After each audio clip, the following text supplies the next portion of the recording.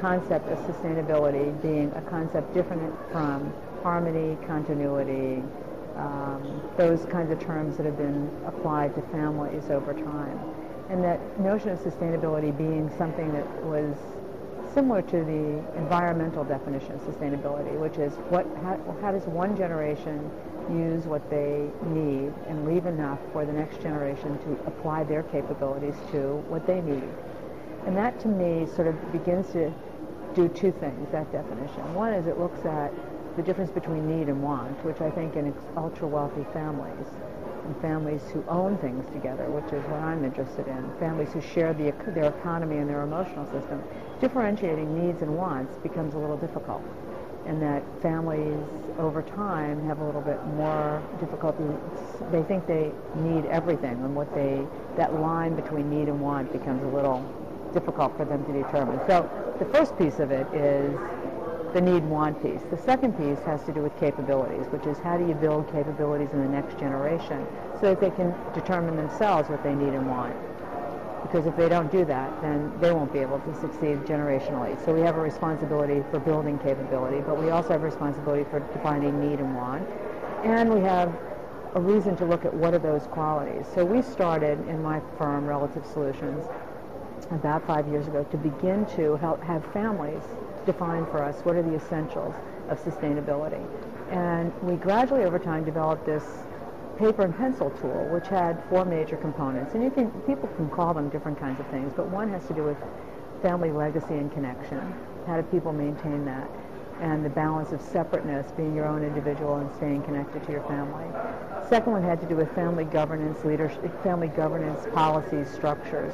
How does a family make joint decisions together because they have to, because they have joint assets that they own together, and they have to think about how do they do that. Or if they don't have joint assets, how do they think about dividing those assets? But most of the families we deal with certainly have trusts, etc. And the third one has to do with the ability of families to financially manage and be accountable for their finances over time. And that, I think, often gets ignored, is that I think one of the clear measures, if a kid cannot be financially accountable and responsible, they can't be accountable and responsible overall and productive people. They have to have some level of that. So that's the third aspect of sustainability. And the fourth one that families define for us has to do with the development of leadership and human capital.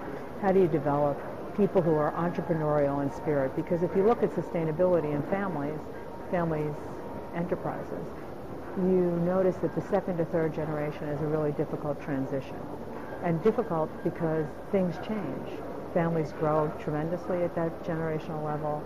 They shift from tremendous diversity issues, age, geography, usually interests, values, all of that stuff is beginning to shift. And all of these people did not grow up in the same household.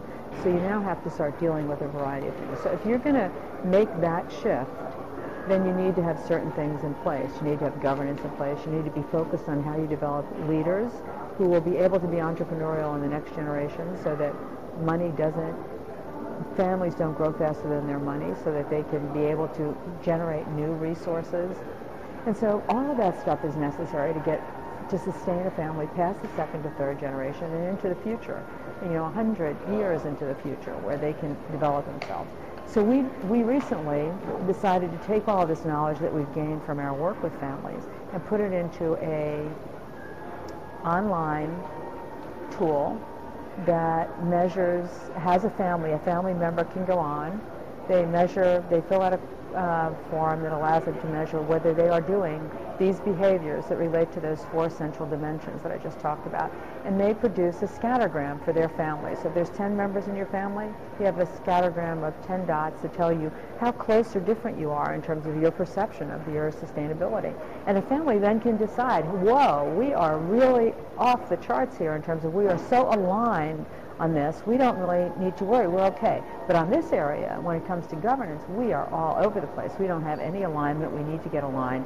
That should be a priority as compared to the development and education stuff for our kids. So it's a great tool. Families can use it for themselves if they want to, but their facilitators or their consultants can also use it as a baseline measure for some of the ways that they think about it.